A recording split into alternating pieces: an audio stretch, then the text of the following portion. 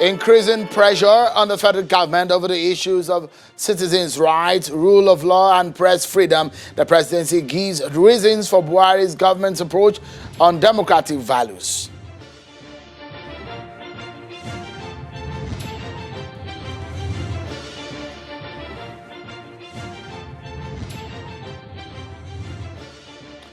And the wife of the president, Mrs. Aisha Buhari, has spoken up again over issues and politics in the presidential villa as she alleges that the president's media aide is not loyal.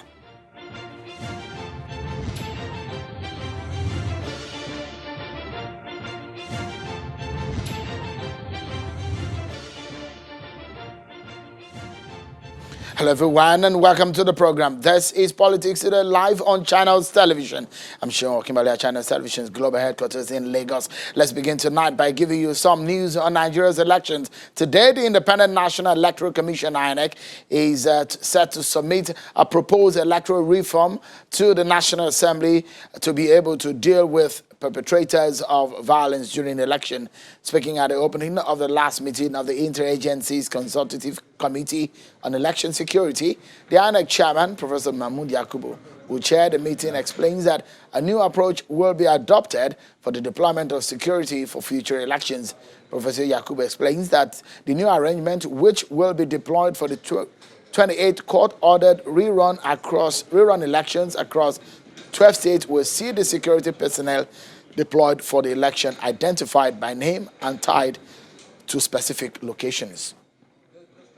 The deployment of security personnel in all future elections should be tied to specific locations and specific activities. All security personnel deployed to polling units and collection centers should be identified by name, as is the case with INEC officials. This will not only enhance transparency, but the Commission and security agencies will know who to contact in specific locations during elections when the need arises. They will also be held responsible for the proper conduct of elections in those locations. The Commission will submit proposals to the National Assembly on how the electoral legal framework can be amended to sanction violators and further empower the Commission in this respect.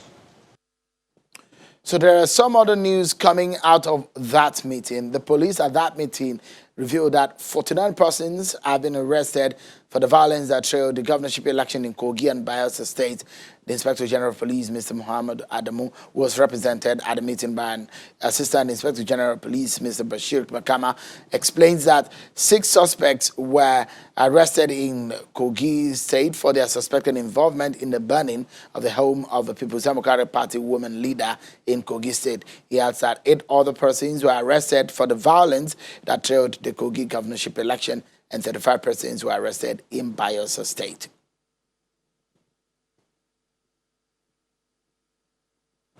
There's some other stories of national importance and political relevance. We have them for you on our political roundup.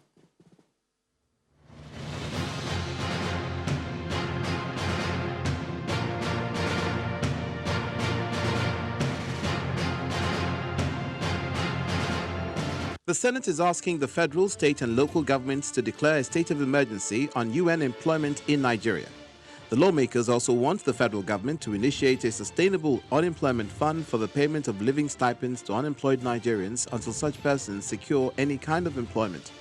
Senator A.K. Kwerimadu, who moved the motion, expressed worry that the most active percentage of the nation's population is forcefully caged by unemployment from participating in the economic development of the fatherland and from contributing towards the gross domestic product. The leadership of the House of Representatives is to meet with the Ministers of Labour and Power in a bid to avert the planned strike by the National Union of Electricity Employees. The House made the resolution following a motion of urgent public importance raised by the House Minority Leader. The House is worried that if the strike is not averted, there will be economic consequences. The Electricity Union had issued a 21-day ultimatum to the Minister of Power for a dialogue to resolve the lingering industrial crisis in the sector. Reactions have continued to trail the just concluded local government elections in Adamawa, with some people describing it as gross injustice and a violation of the electoral law, calling for an outright cancellation. On the other hand, some members of the Inter-Party Advisory Council have described the process as transparent and very peaceful, contrary to allegations by some politicians that the elections did not take place and where it did was marred by malpractices. The Inter-Party Advisory Committee in Abia State has unanimously called for a sustainable improvement of the nation's electoral process. The state chairman at a meeting in Umuahia said there is a need to reorientate the populace to continue to participate in the process despite non-performance of the electoral body, hinting that Nigeria's resources is at stake and it's the people that suffer. As part of efforts to prepare the newly appointed commissioners in Kwara State for the tasks ahead, a retreat has been organized where the governor charged the appointees to be prepared to make the required sacrifice as the administration gets down to business of rebuilding the state. The governor, in his address at the opening ceremony to the commissioner designates special advisors and other government functionaries, said the retreat has been designed to sharpen the appointees and place them on a better pedestal to impact positively on the people.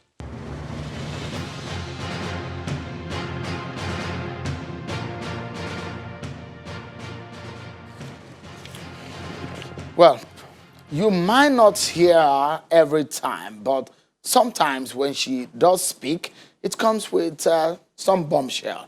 This time, the Nigeria First Lady, Mrs. Aisha Buhari, is sparing no punches again. And this time around, it is the President's Senior Special Assistant on Media and Publicity in her sight. Mrs. Buhari believes the presidential spokesperson should have resigned for abdicating his responsibility of protecting the president's image.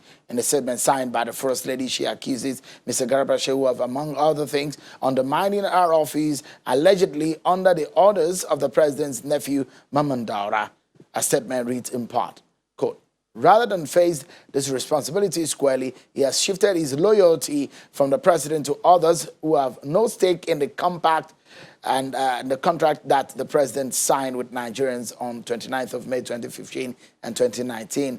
To make matters worse, Ms. Shehu has presented himself to these people as a willing tool and executioner of their antics, from the corridors of power even to the level of interfering with the family affairs of the president." End of quote. According to Mrs. Buhari, Mr. Shehu is waging war on the first family through an orchestrated media campaign of calumny by sponsoring pseudo accounts to write and defame our children and ourselves. She adds that it has become apparent that all trust has broken down between him and our family due to the many embarrassments he has caused the presidency.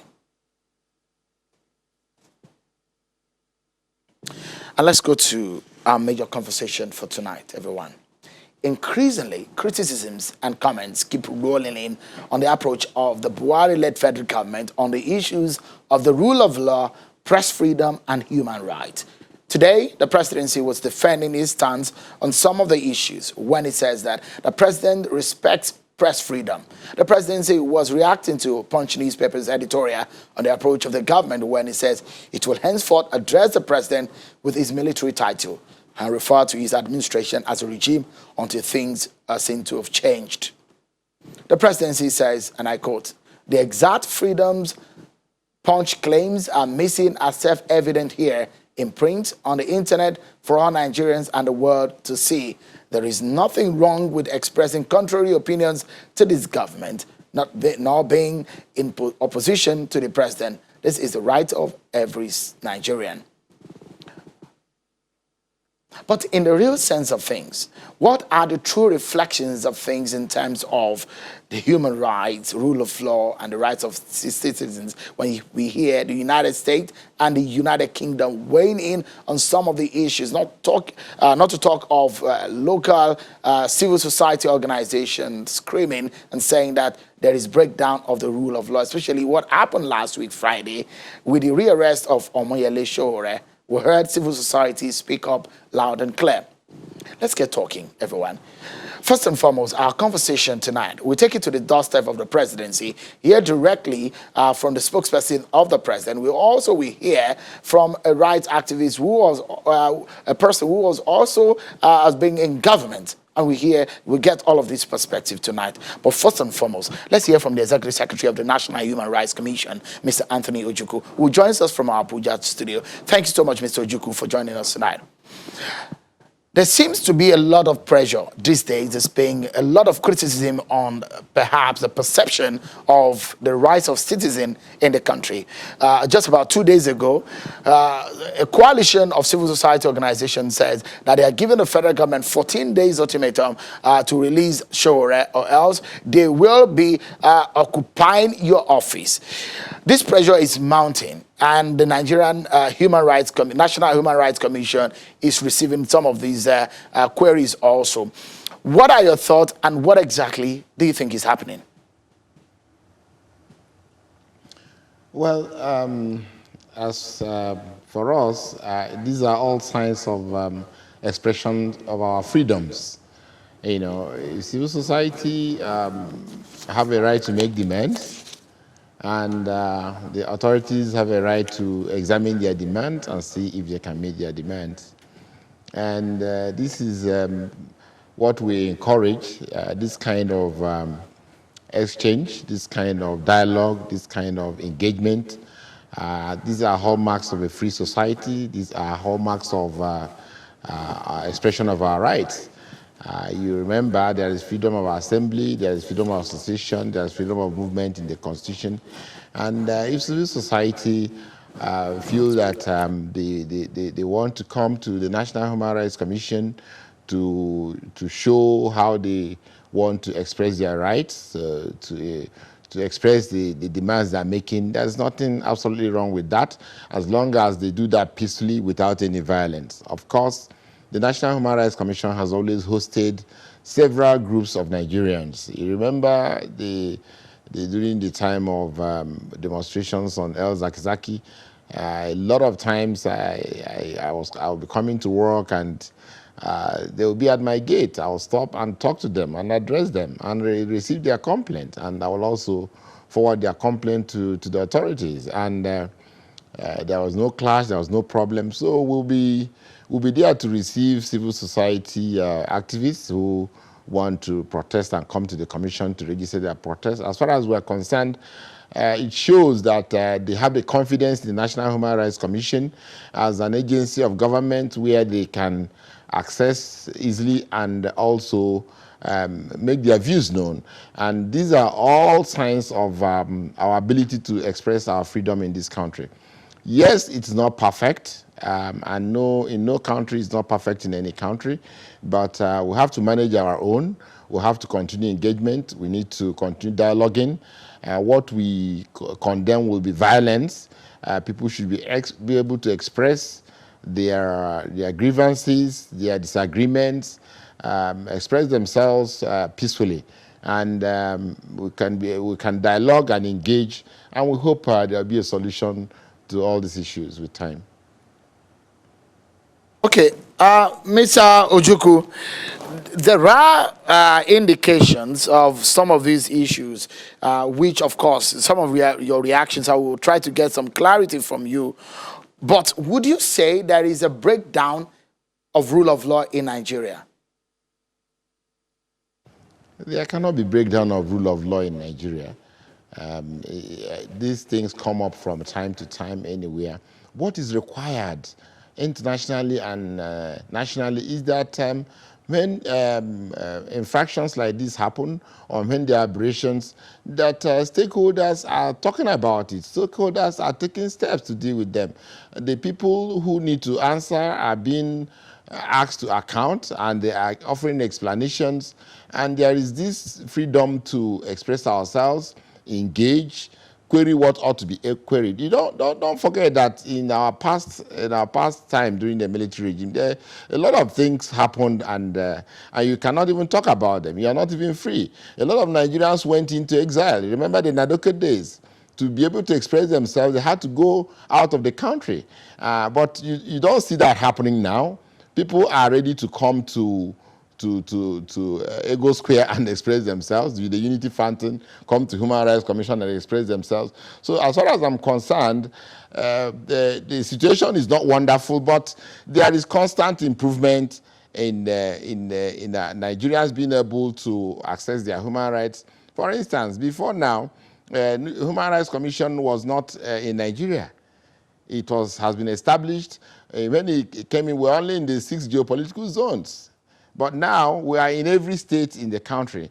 That means every Nigerian in every state is able to access somewhere and at least air his grievances.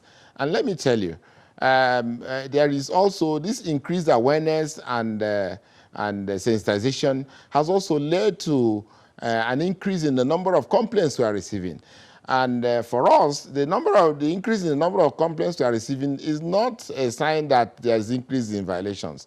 But what it does mean to us is that the sensitization and awareness we are creating among Nigerians is working, and that people now know, oh, if I have a grievance, if I have a disagreement, if I have a right, that in the first place they know their rights have been violated. Before, a lot of people took these things for granted, and when their rights are violated, they just accept it as a way of life. But now, people are speaking out, people are reporting, people are accessing us, people are going to court, people are coming to the Human Rights Commission to make their complaints. And you'll be surprised that we receive up to 1 million complaints in a year. And for us, that's a sign of a society where people are getting more and more conscious about their rights, and they are asking questions. And this has the effect of bearing on authorities to restrain themselves. What you'll be asking is, what if people were not conscious like this? What if people were not complaining like this? Who knows what the situation would have been? You know, because this kind of engagement, okay, for instance, what happened last week in the court, and the kind of avalanche of complaints that have come, I don't think if law enforcement authorities are asked to arrest anybody in the near future, they will go inside the court premises to do that. You see, these things have a way of also of leading to prevention of future violations. So the awareness is high, but we need to be able if I may butt in and ask you, the National Human Rights Commission have been quoted to have said that they will start reporting some of these human rights violations to international monitoring groups. Is that correct? And would you say it's also correct for some of the critics who say that Nigeria or the present administration has taken Nigeria back to the military era? Well, do you imagine also there's a situation where there will be no violation of human rights at all? Human rights can even be violated by mistake. I want to give you an instance. What happened in the court last week? As somebody who has worked for more than 30 years now in my life, I know that a lot of things can go wrong in the execution of lawful duties. I want to give you an instance of this. Now, you cannot presume that if the alleged officers who went to court to try to arrest Showore, you cannot presume that they were instructed to do that. They may have been instructed to arrest Showore after the court sittings, but out of overzealousness or ignorance, they may not know that they should have waited for him to come outside for them to do that. They may not have known that it is a sacrilege, it is a desecration of the court to arrest somebody inside the courtroom. Now, this is pure overzealousness. This could be pure overzealousness on the side of the officer. Not that they were instructed from DSS headquarters to go and do that. Now, my problem with the system is this. When you see officers make erroneous mistakes like this, what do? Do we go ahead and start protecting them and start covering up? Or do we do an apology and discipline them? That is how a society develops. Next time, officers who are going on such operations. So, Mr. Ojukwu, are you saying that those who are saying that we are going back, or this government has taken us back to the military era in terms of the rule of law and respect for human rights are not correct? It cannot be correct because we are making advancements in so many areas of human rights. And one or two cases where there is a backlash or where there is a setback cannot be taken as a measurement of our going back. And like I told you before, now Nigerians are more conscious about their rights. They are able to challenge authorities if they go against their rights. And you cannot, that is progress. For us, that is progress. A lot of people still feel that Nigeria is one of the freest countries in the world. Look, I just went to Cairo about 2 or 3 weeks ago, and I tried to make internet calls from my room, so I couldn't make them. They said I could only send the text messages through WhatsApp, you know. So can you talk of that in this country, that somebody cannot make internet calls? It All would right, be as Mr. if the Ojukwu, heavens will be brought loose. we need to take our first break and take some messages. But when we come back, Mr. Ojukwu has not told us whether or not they will be reporting some of these violations that are being alleged to international monitoring groups or not. But we'll probably get that clarification, and we'll hear from the presidency, and also Senator Sani is on the program, and we'll hear his views right after this break, everyone. Join us again. Thank you so much, everyone, and welcome back to the program. Let's get our concluding thoughts from Mr. Anthony Ojukwu, who is the Executive Secretary of the National Human Rights Commission. Mr. Ojukwu, I was asking you before we went on that break about what you were, the commission was quoted to have said that it might start reporting some of these alleged breakdown of human rights or human rights violation to international monitoring groups. Is that correct? The international monitoring group should be reporting to me, not me reporting to them.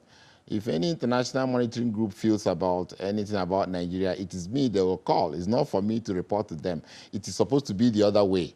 You know, what I remember is that our colleagues from other countries have been calling me about the situation here, and I told them, well, this is what has happened, and we are handling it. We have condemned it, and we have asked that the people who are responsible for that should be held accountable for it.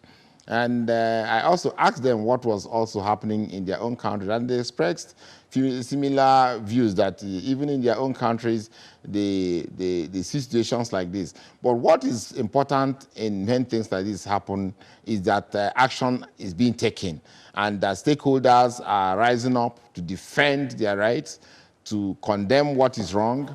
And we expect that the authorities concerned, the law enforcement agents concerned, need to take a cue and re-strategize on how they can enforce their duties. Nobody is challenging the mandate or the capacity or the legality of law enforcement agents taking action against anybody if they feel there's a prima facie case.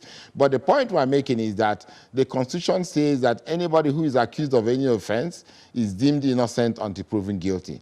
And we shouldn't proceed like what the law enforcement agents do. They first of all feel you are guilty before even prosecuting you. That is wrong. That is not in accordance with the Constitution. And that is what is leading to this kind of reaction, you know, to somebody is giving bail, and you believe the person is already guilty, you will not release him, and you have to enter the court premises and arrest the person, and so on and so forth. It should be the other way around. The person should be given the benefit of doubt as a free citizen under the Constitution, and then the court should be obeyed. And if you disagree with the decision of a court, there are also laid down ways you can challenge that. You know, that is what we advocate, so that we act within the Constitution in carrying out our law enforcement. Mr. Ojukwu, before I allow you to go, I thought that was going to be your final word, but perhaps let's get this as a final word.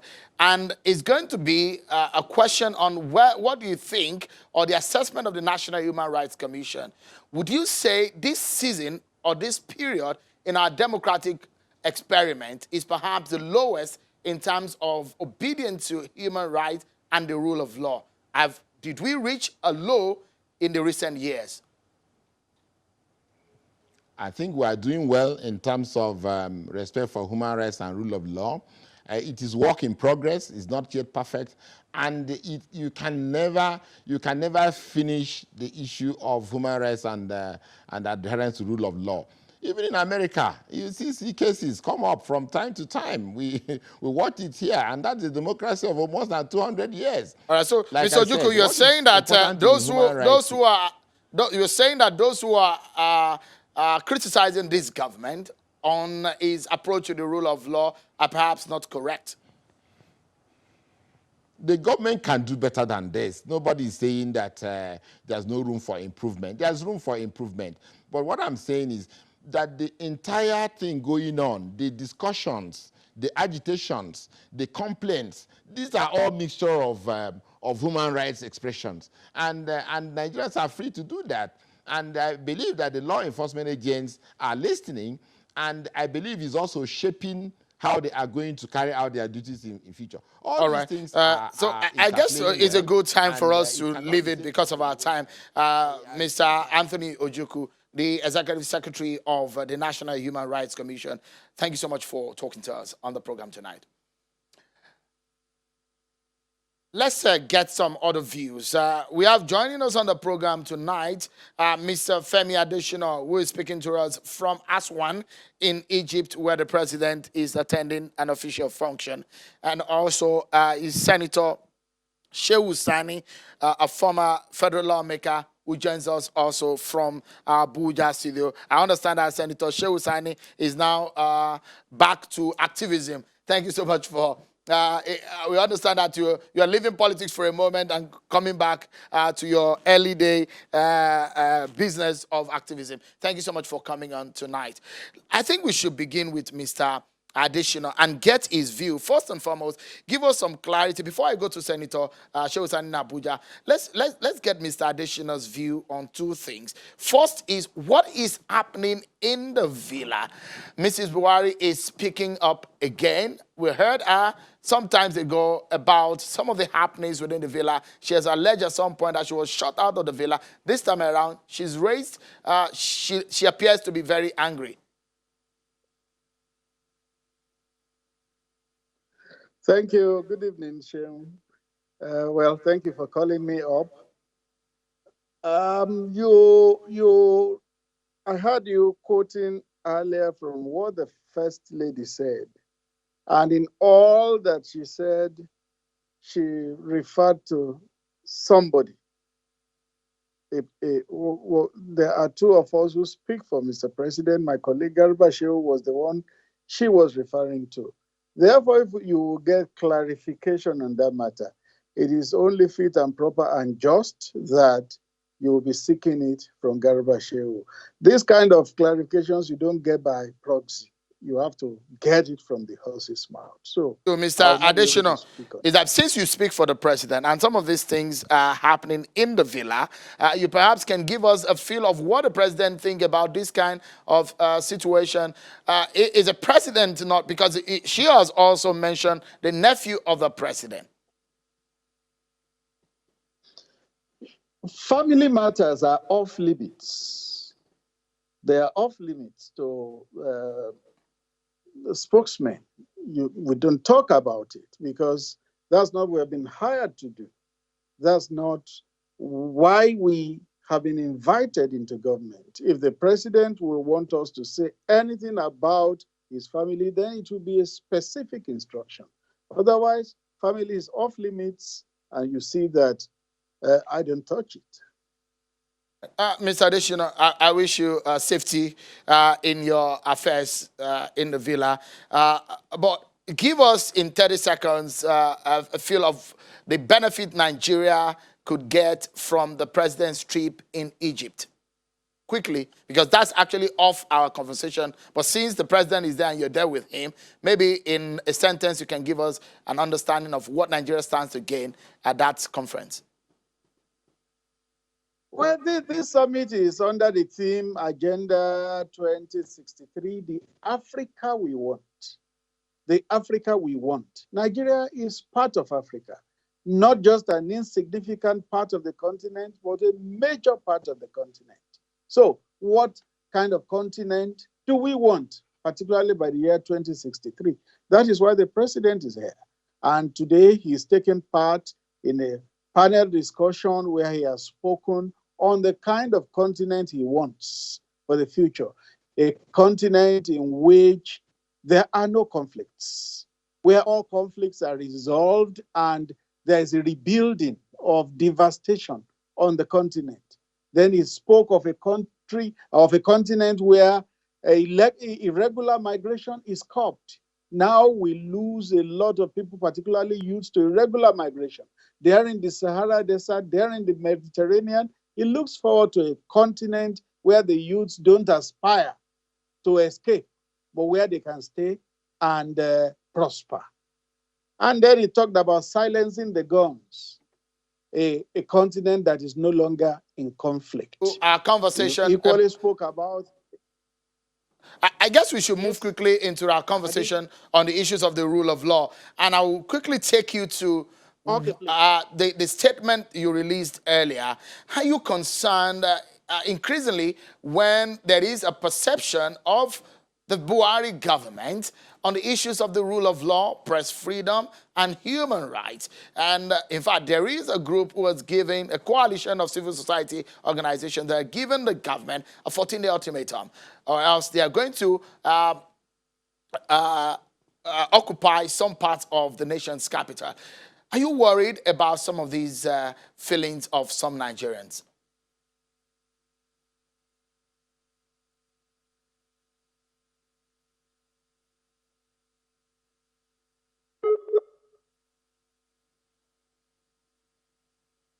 All right, we'll get back to Mr. Shehu. We lost the audio there, but engineers will work on reconnecting with him. Let me go back to Senator Shehu. Let me go to Senator Shehu Sani in our Abuja studio. Senator Shehu Sani, thank you so much for joining us tonight. What are your views on what is happening in regards to the rule of law, the engagement of the presidency today as regarding press freedom and the stance of the president towards what the Punch newspaper said?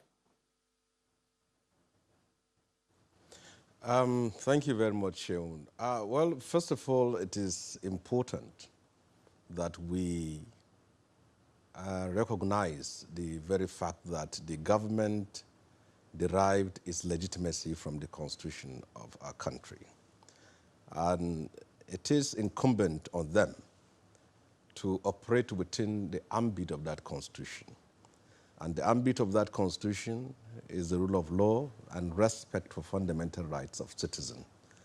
Now, in the last 20 years, we have seen a serious slide away from respect for such ideals, such principles, and such spirit as clearly spelled out in our laws and our Constitution. So, it is right for anyone to say that we are edging towards a totalitarian state. The signs are very clear that the state is increasingly becoming repressive, and there is an increasing allergy and intolerance to criticisms. And you see, when a democracy degenerates to this level, there is the need for concern for all citizens and the vigilance to defend it. So I listened to what Tony Ojukwu, the Executive Secretary of National Human Rights Commission, says, but I disagree with him in totality. And all the symptoms of an age towards autocracy is very clear. And for what is happening today is unfortunate because in 1999, when many of us thought that we will have a rule of law by having a civilian government that will be democratic in power, we thought we will leave behind all these ideas of suppressing protesters, arresting people for expressing their opinion, but here we are. One thing we need to understand is that this democracy was fought for. We fought for it. We battled the military from the Babangida to Abacha regimes. Many of us went to jail to bring democracy to Nigeria.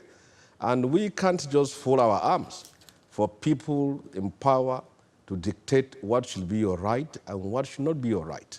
The Universal Declaration of Human Rights is very clear.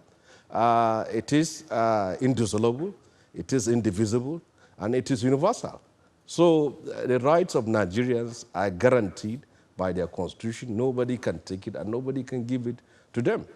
And it is in the interest of those in the position of power to respect fundamental rights because that will be their only shield when they are out of power. So when people said respect the rule of law, obey court orders, they are saying that because that is what the constitution and the laws of our country says. But Senator Shehu Sani, when this government... Apologies. If you give specific situation, because the government of the day, in fact, made a response today to say the fact that people are speaking up against the government and are having dissenting opinions, there is a debate in the land about the happenings in the country, shows that there is freedom of speech. If you can give specific instances where you think that things are not right, maybe we can be able to take up the government, as we have Mr. Femi Adesina on some of these issues. Well, the issue that has been on the front burner today is the issue of Moyele Sowore. The way his case has been treated is bad, and it is contemptuous of our rights, of our democracy, of our freedom, and it is demeaning to the image and the standing, the moral standing of the government. It is also demonizing our country, and it is needless. All what I know is the fact that for such persons, like Sowore, he was in the forefront and front line battle to see that this government come to where it is today. And he and others did that because they believed that they should move away from the past to the future. But here we find ourselves. When we say we are concerned about our democracy, our rights, the rule of law in the country, is that we are concerned that if such trends continue, our democracy will be in grave danger. And many times, people will say that people are free to express their opinion, but we have seen it. Many people were arrested for expressing their opinion, posting their opinion on Facebook and Twitter, and we have seen some being charged for cybercrime, terrorism, and all have you. How can we call this a democracy? And Senator Shehu Sani, I have read the apologies to butt in. Would you say this is perhaps the lowest that we have come as a country, perhaps, in the recent years? I listened to what the executive secretary of the Human Rights Commission says, but me, I don't sit on the fence. It's the lowest. In fact, not even the lowest, the deep into the pit of the lowest point.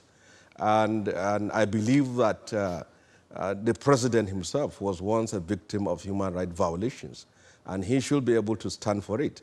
Most of those people who are encouraging, supporting, aiding, and abetting persecution of others, abuses of power, and violating rights of others will not be there tomorrow to defend the legacies. Where are those who defended Obasanjo?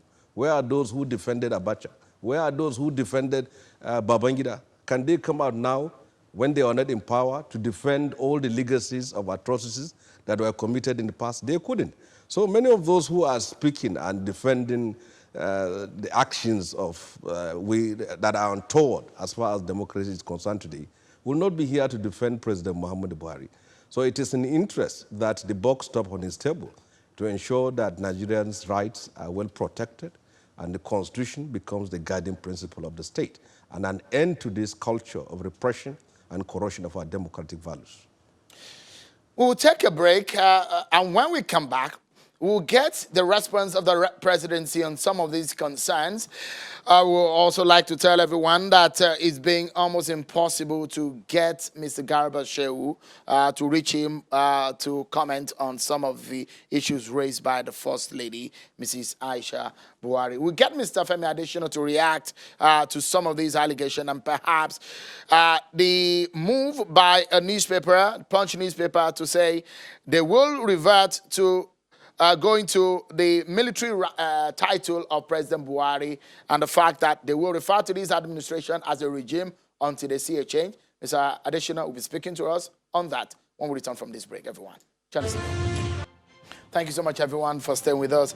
We're still staying on the issues of human rights, freedom of speech, and the rule of law in Nigeria under the Buhari government. An assessment, that's what we're doing. Let's get to Senator Shehu Sani, who was speaking to us before we went on that break. Let's speak with Mr. Femi Adesina, who has been talking to us from Aswan in Egypt. Mr. Adesina, give us a sense of the president's stance when there is a perception that there is a suppression of freedom of speech and that there is a gross disobedience to the rule of law, and there is gross violation of human rights under the Buhari government. In fact, Senator Shehu Sani did say earlier that this is one of the lowest moments in our history, in our democratic history, that we've come in terms of human rights violation. How do you feel, or does it worry the president, this kind of perceptions? Well, if the perception is not right, then why do you need to get worried? The perception is not right. That is the opinion of Senator Shehu Sani. He is our friend.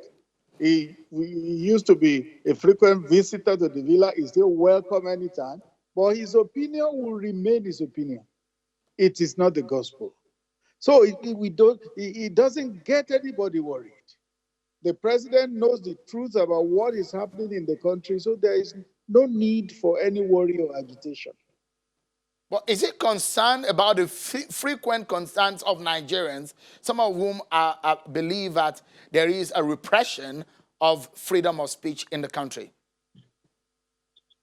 But the question is, who are these Nigerians and how many are they among about 200 million people? Who are they? A tiny but vocal minority who will always complain. If they mistakenly get to heaven, they will complain about conditions in heaven. So why do you worry yourself about those set of people?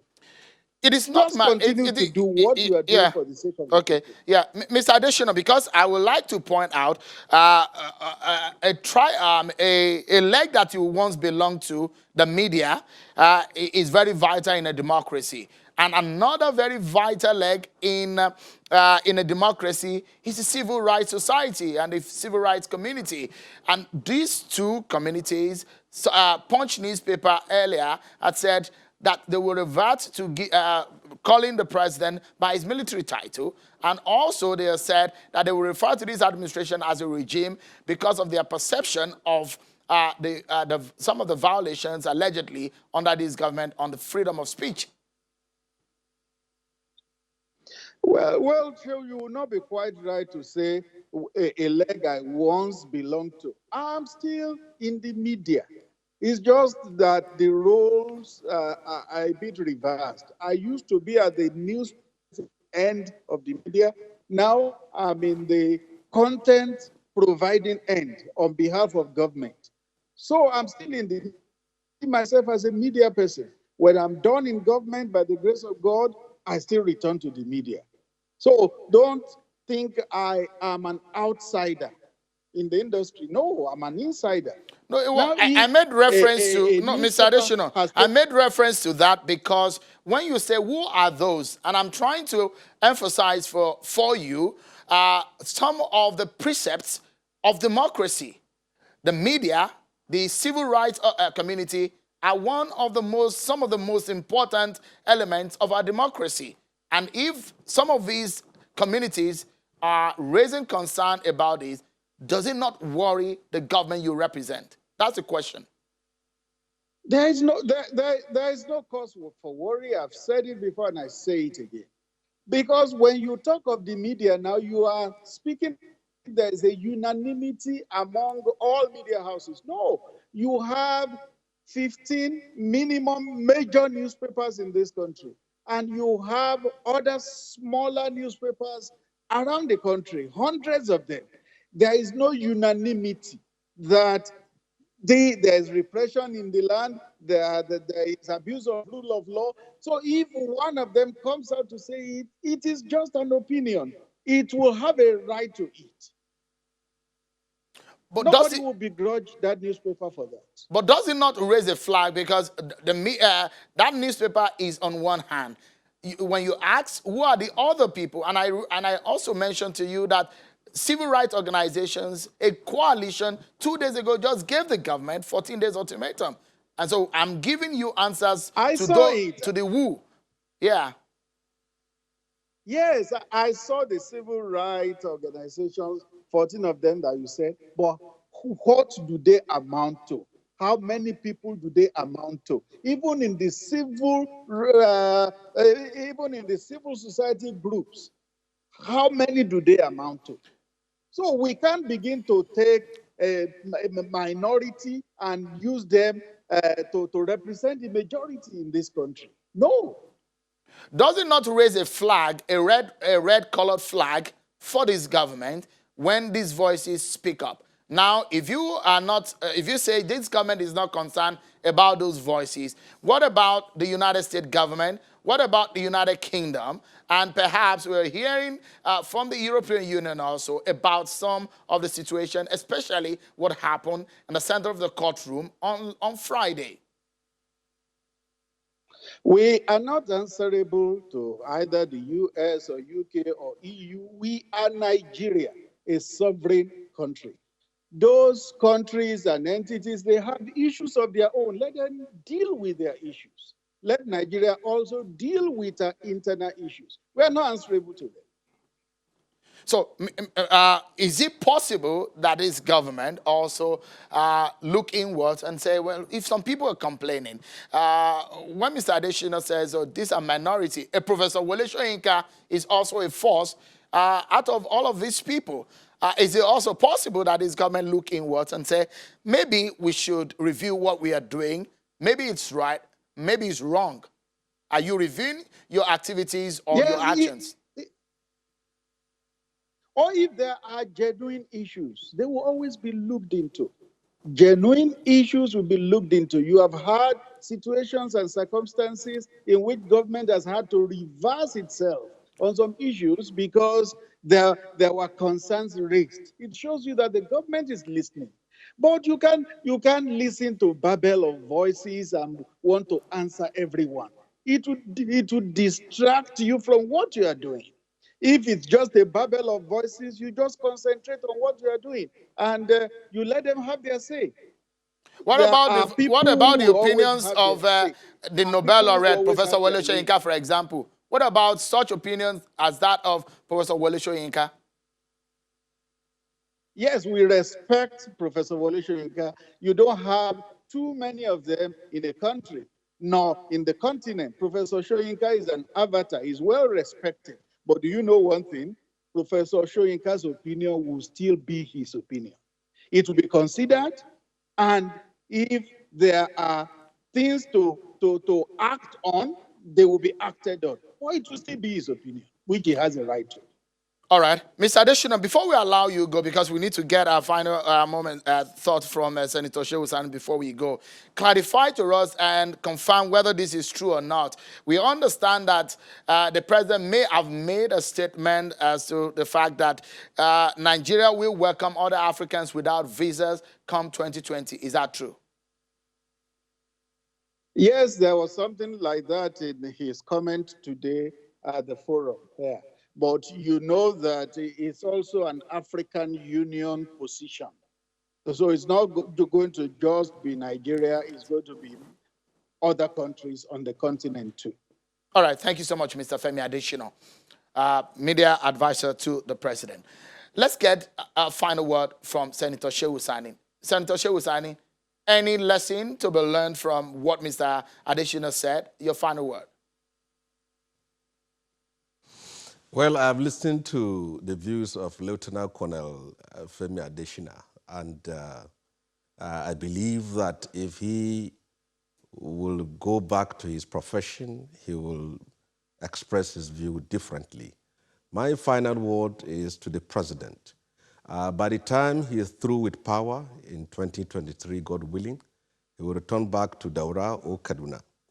Most of these people who are encouraging him, instigating him, and doing a lot of things that violate fundamental right and abuse power would not be there to speak in defense of his legacy. So it is in his interest that he respect the rule of law, he desist and change. If you look at what the Punch said, if you read what they said through, they made it conditional that we are henceforth going to address you as a major general until you reverse your ways. And for a newspaper like Punch that has been here for 4 decades, it has been consistent in its defense of rule of law, defense of our freedom. It has, in many occasions too, stood on the side of the president before he had new friends. So I think the best way for our country is to always ensure that whatever is done in line with the spirit of our Constitution. Electing you does not make you a Democrat. You must comply and conform to the principles of democracy. We need to leave it at that, but we must thank you tonight, Senator Sani, for your thoughts. Thank you. So that's our show for tonight, everyone. Many thanks for watching. I'm Sean Okimale. Bye for now.